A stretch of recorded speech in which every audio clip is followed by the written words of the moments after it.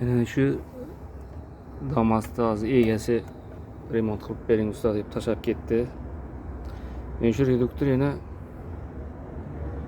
necha ming kilometr yurgan deb o'ylaysizlar shu reduktor yana. Umuman ochilmaganda bu reduktor.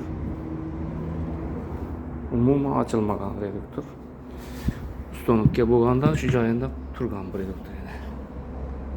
Endi egasini aytishi bo'yicha 120 ming kilometr yuribdi bir reduktor bilan. Faqat metanda. Endi buni hozir ichini ochib bezinda yuvib keyin taxlab beramiz. Endi egasi shunday zakaz etdi. Mana shunday. Lekin shunday xizmat qilgan reduktorlar veteran reduktor deyiladi endi.